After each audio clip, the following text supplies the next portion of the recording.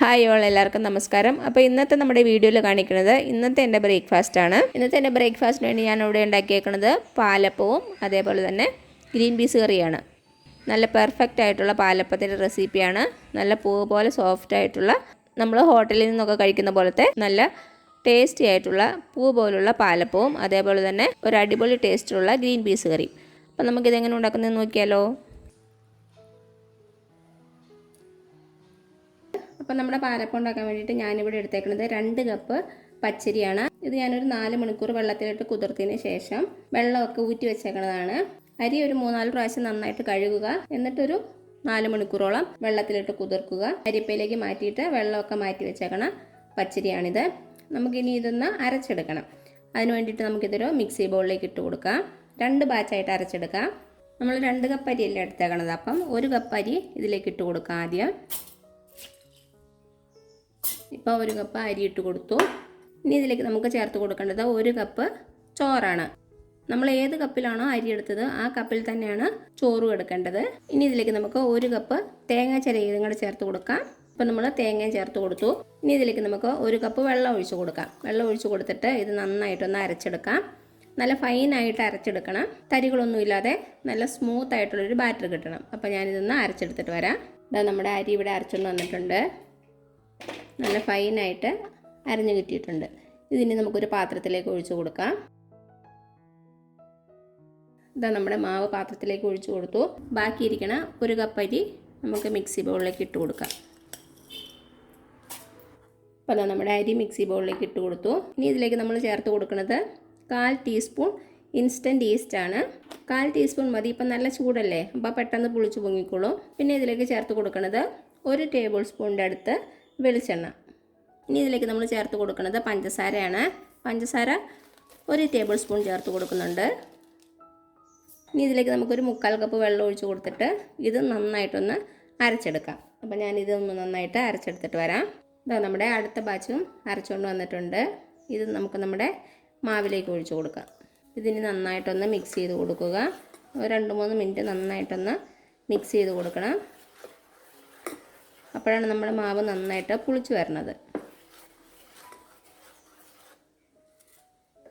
അപ്പോൾ അതാ ഈ ഒരു കൺസിസ്റ്റൻസിയാണ്. ഇനി നമുക്ക് പുളിച്ചതിന് ശേഷം ആവശ്യമുണ്ടെങ്കിൽ ആ സമയത്ത് വെള്ളം ഒഴിച്ച് കൊടുക്കാം. ഇപ്പോൾ ഇത്രയും മതി. ഉപ്പ് ഇപ്പോൾ ചേർക്കണ്ട, പുളിച്ചതിന് ശേഷം നമുക്ക് ചേർത്ത് കൊടുക്കാം. അപ്പോൾ അതാ നന്നായിട്ടൊന്ന് മിക്സ് ചെയ്തു. ഇനി നമുക്ക് ഓവർനൈറ്റ് വയ്ക്കാം. ഞാനിപ്പോൾ ഇത് വൈകിട്ടാണ് അരച്ച് വയ്ക്കുന്നത്. നന്നായിട്ട് പുളിച്ചതിന് ശേഷം മാത്രം അപ്പം ഉണ്ടാക്കി എടുക്കുക. അപ്പോഴാണ് നല്ല സോഫ്റ്റ് ആയിട്ടുള്ള നല്ല പഞ്ഞി പോലുള്ള പാലപ്പം നമുക്ക് കിട്ടുന്നത്. ഇനി നമുക്ക് അടച്ചു വെച്ച് കൊടുക്കാം. അടച്ചു വെച്ച് കൊടുത്തിട്ട് ഇത് പുളിക്കാൻ വേണ്ടിയിട്ട് വെയിറ്റ് ചെയ്യാം. അടച്ചു വെച്ച് കൊടുക്കുവാണേ. അപ്പോൾ ഇത് നന്നായിട്ട് പുളിച്ച് വരട്ടെ, അതുവരെ നമുക്ക് വെയിറ്റ് ചെയ്യാം. ഇപ്പോൾ ഇതാ പിറ്റേ ദിവസം ആയിട്ടുണ്ട്. നമ്മുടെ മാവൊക്കെ നന്നായിട്ട് പുളിച്ച് പൊങ്ങിയിട്ടുണ്ട്.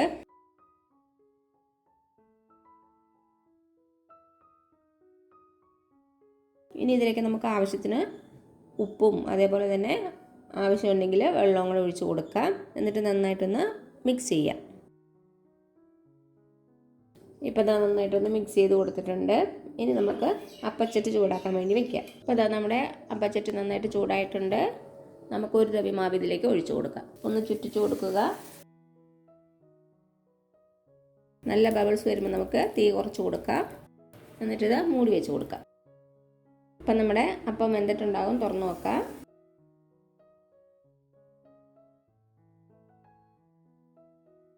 കണ്ടോ, കാണുമ്പോൾ തന്നെ അറിയാമല്ലോ നല്ല പെർഫെക്റ്റ് ആയിട്ടുള്ള അപ്പമാണ്. ഇനി നമുക്ക് ഇതൊരു പാത്രത്തിലേക്ക് മാറ്റാം.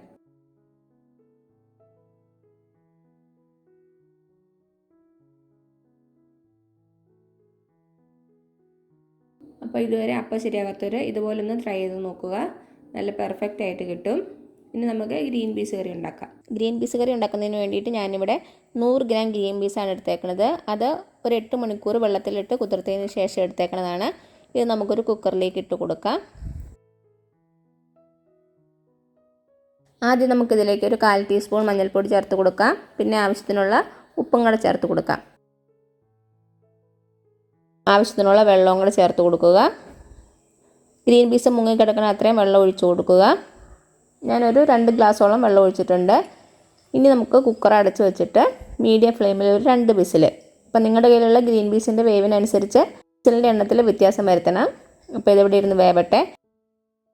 ഇനി നമുക്ക് നമ്മുടെ ഗ്രീൻ പീസ് കറി ഉണ്ടാക്കാൻ വേണ്ടിയിട്ട് കുറച്ച് സാധനങ്ങൾ റെഡിയാക്കി വെക്കണം. 2 സവാള എടുത്തിട്ടുണ്ട്, 1 ഉരുളക്കിഴങ്ങ് എടുത്തിട്ടുണ്ട്, ഒരു ചെറിയ ക്യാരറ്റ് എടുത്തിട്ടുണ്ട്, അതേപോലെ തന്നെ 3 പച്ചമുളക് എടുത്തിട്ടുണ്ട്. പച്ചമുളക് നിങ്ങളുടെ എരിവിനനുസരിച്ച് എടുക്കണം. നമ്മൾ വേറെ മുളക് പൊടി ഒന്നും ഇതിൽ ചേർക്കണില്ല.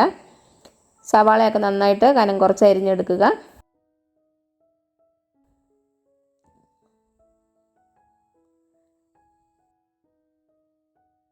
ക്യാരറ്റും അതേപോലെ തന്നെ ഉരുളക്കിഴങ്ങും ക്യൂബായിട്ടൊന്ന് കട്ട് ചെയ്തെടുത്ത് വയ്ക്കുക.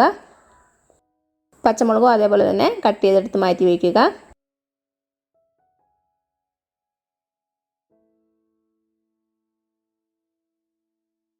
ഇഞ്ചിയും വെളുത്തുള്ളിയും ചെറുതായിട്ട് കൊത്തിയരിഞ്ഞ് വയ്ക്കുക. ഉരുളക്കിഴങ്ങ് അരിഞ്ഞത് വെള്ളത്തിലിട്ട് വയ്ക്കണം, അല്ലെങ്കിൽ നമ്മുടെ ഉരുളക്കിഴങ്ങിൻ്റെ കളർ ചേഞ്ച് ആകും. ഇപ്പോൾ ദാ കുക്കറിൽ നിന്ന് വിസിലൊക്കെ വന്നു, കംപ്ലീറ്റ് പ്രഷറൊക്കെ പോയിട്ടുണ്ട്. നമുക്ക് തുറന്നു നോക്കാം. ഇപ്പോൾ നമ്മുടെ ഗ്രീൻ പീസൊക്കെ നന്നായിട്ട് വെന്തിട്ടുണ്ട്. മതി, ഇത് നമുക്കിനി മാറ്റി വയ്ക്കാം. ഇനി ഗ്യാസ് കത്തിച്ചിട്ട് ഒരു പാത്രം അടുപ്പത്ത് വയ്ക്കുക. പാത്രം ചൂടായിട്ട് വരുമ്പോൾ നമുക്കിതിലേക്ക് കുറച്ച് വെളിച്ചെണ്ണ ഒഴിച്ച് കൊടുക്കാം. നാളെ റെസിപ്പി ആയ കാരണം വെളിച്ചെണ്ണയാണ് നല്ലത്. എണ്ണ ചൂടായിട്ട് വരുമ്പോൾ നമുക്ക് അരിഞ്ഞു വെച്ച സവാള ഇട്ട് കൊടുക്കാം. അതേപോലെ തന്നെ ഇഞ്ചിയും വെളുത്തുള്ളി അതിലേക്ക് ചേർത്ത് കൊടുക്കുക. 2 തണ്ട് കറിവേപ്പില അങ്ങോട്ട് ചേർത്ത് കൊടുക്കാം.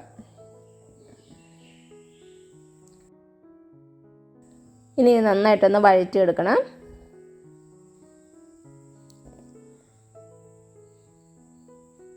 നന്നായിട്ടൊന്ന് വഴന്ന് വരണം. ചെറുതായിട്ടൊരു ഗോൾഡൻ കളർ ആകണം.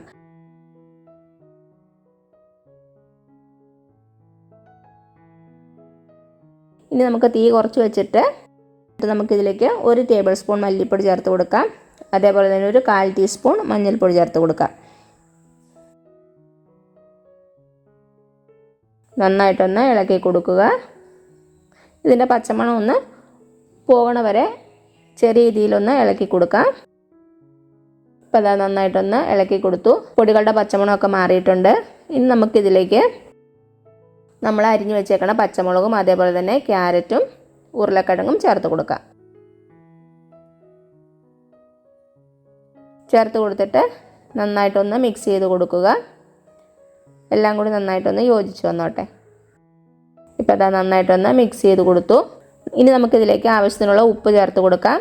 ഉപ്പ് ചേർത്തിട്ട് ഇതിലേക്ക് നമ്മുടെ കഷ്ണങ്ങൾ വേകാൻ ആവശ്യമായിട്ടുള്ള വെള്ളം ഒഴിച്ച് കൊടുക്കാം. ഞാനൊരു 2 ഗ്ലാസോളം വെള്ളം ഒഴിച്ചിട്ടുണ്ട്. എന്നിട്ട് നമുക്കിത് അടച്ച് വെച്ച് കൊടുക്കാം.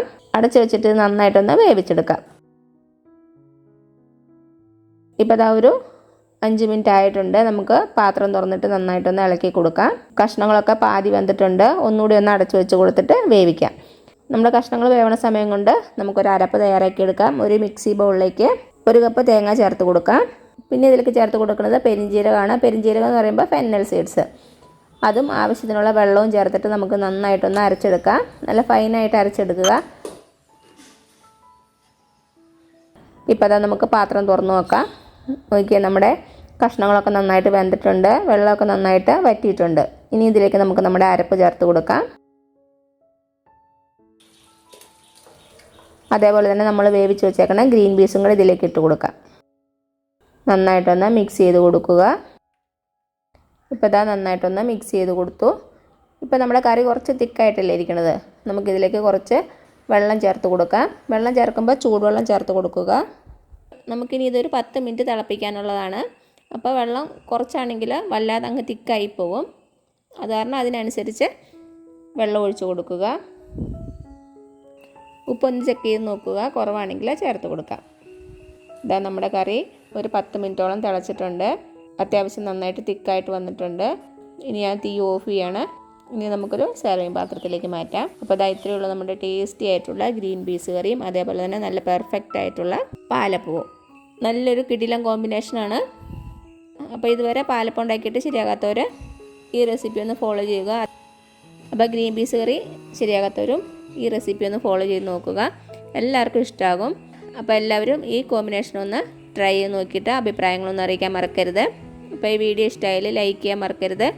അതേപോലെ തന്നെ ഇത് ഇഷ്ടപ്പെടുവാണെങ്കിൽ നിങ്ങളുടെ ഫ്രണ്ട്സിനോ റിലേറ്റീവ്സിനോ ഒന്ന് ഷെയർ ചെയ്ത് കൊടുക്കാനും മറക്കരുത്. അതേപോലെ തന്നെ സബ്സ്ക്രൈബ് ചെയ്യാനും മറക്കരുത്. ഇനി പുതിയ റെസിപ്പി ആയിട്ട് വരുന്നവരേക്കും thank you so much. By.